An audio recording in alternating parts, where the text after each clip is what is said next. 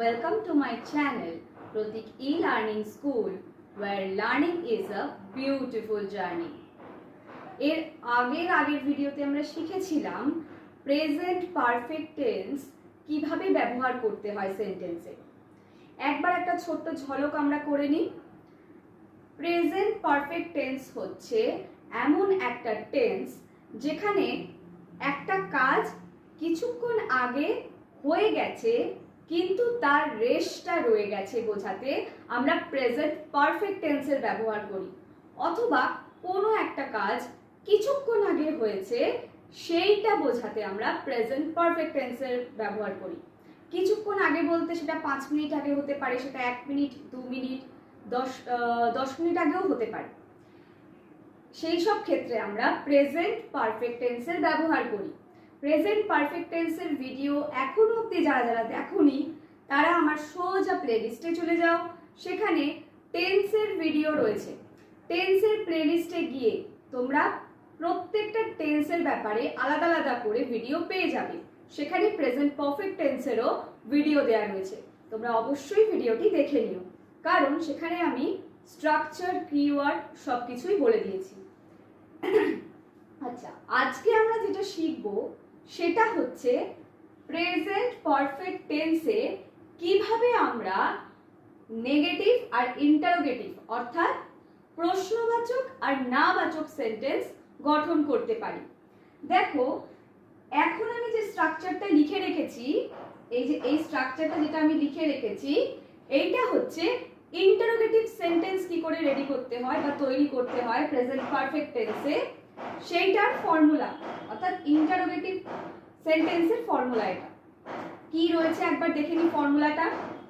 Has or have plus subject plus V3 plus rest of the sentence with question mark.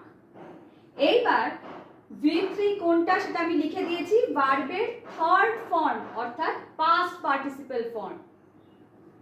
আচ্ছা, এখানে প্রথম দেখো এক্সাম্পলটা কি রয়েছে, তুমি কি তাকে কাজের কথাটা বলে দিয়েছো? অর্থাৎ কোনো একটা কাজের কথা কাউকে বলে দেওয়া হয়েছে কিনা সেইটাই প্রশ্ন করা হচ্ছে।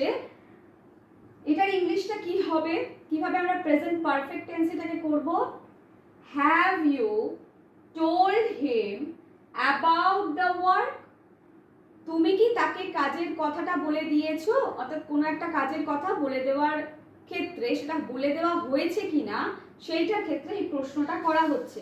তো ইংলিশটা কি হলো? হ্যাভ ইউ, যেহেতু ইউ রয়েছে, সেকেন্ড পারসন রয়েছে, তাই ইউ এর সঙ্গে হ্যাভ ব্যবহৃত হয় আমরা জানি, তাই এখানে অক্সিলারি বা হেল্পিং ভার্বটা কি হবে? Have. Have plus subject you plus ভার্বের third form tell, told, told. তো টোল্ড হচ্ছে টেলের পাস্ট পার্টিসিপল ফর্ম বা থার্ড ফর্ম। এইবারে told plus rest of the sentence with question mark. Have you told him about the work with question mark। বোঝা গেল? সেকেন্ডটা রয়েছে দেখো, তারা কি ফুটবল ম্যাচটা জিতে গেছে? তারা কি ফুটবল ম্যাচটা জিতে গেছে? এটাকে আমরা ইংলিশে কিভাবে বলবো? Have they won the match. Have they won the match. বোঝা গেল?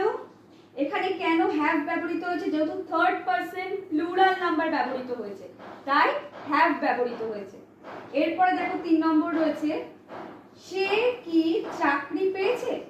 সে কি চাকরি পেয়েছে? এটা ইংলিশে হচ্ছে has he got the job. এরপরে 4 নম্বরটা রয়েছে দেখো, ত্রিনা কি ফোন করেছিল? ত্রিনা কি ফোন করেছিল? এটা ইংলিশে কিভাবে বলবো? হ্যাজ ত্রিনা কল্ড, সরি এটা এরকম হবে না, has Trina called. Has Trina called, Trina কি ফোন করেছিল সেটাই জিজ্ঞেস করা হচ্ছে। তাহলে দেখো এখানে সাবজেক্ট ওয়াইজ ভার্বটা কিন্তু ডিফারেন্ট হয়ে যাবে। যেমন দেখো এখানে ইউ অর্থাৎ সেকেন্ড পারসন ছিল বলে হ্যাভ হয়েছে, এখানে দেখো থার্ড পারসন প্লুরাল নাম্বার ছিল বলে হ্যাভ হয়েছে, কিন্তু আবার 3 নম্বরটাতেই দেখো যেহেতু থার্ড পারসন সিঙ্গুলার নাম্বার ছিল তাই জন্য হ্যাজ হয়েছে। তাহলে দেখো এখানে সাবজেক্ট ওয়াইজ ভার্বটা কিন্তু ডিফারেন্ট হয়ে যাবে। যেমন দেখো এখানে ইউ অর্থাৎ সেকেন্ড পারসন ছিল বলে হ্যাভ হয়েছে, এখানে দেখো থার্ড পারসন প্লুরাল নাম্বার ছিল বলে হ্যাভ হয়েছে, কিন্তু আবার 3 নম্বরটাতেই দেখো যেহেতু থার্ড পারসন সিঙ্গুলার নাম্বার ছিল তাই জন্য হ্যাজ হয়েছে, এবং এখানে এটাও ত্রিনাও যেহেতু থার্ড পারসন সিঙ্গুলার নাম্বার তাই সেম হ্যাজ হয়েছে। এইবার আমরা দেখে নেব নেগেটিভ সেন্টেন্স প্রেজেন্ট পারফেক্ট টেন্সে কিভাবে বানাতে হয়। তাহলে চলো সেটা দেখে নেওয়া যাক। এইবার আমরা দেখে নেব প্রেজেন্ট পারফেক্ট টেন্সে কিভাবে আমরা নেগেটিভ সেন্টেন্স তৈরি করতে পারি। দেখো প্রথমেই রয়েছে ফর্মুলা। ফর্মুলা কি রয়েছে?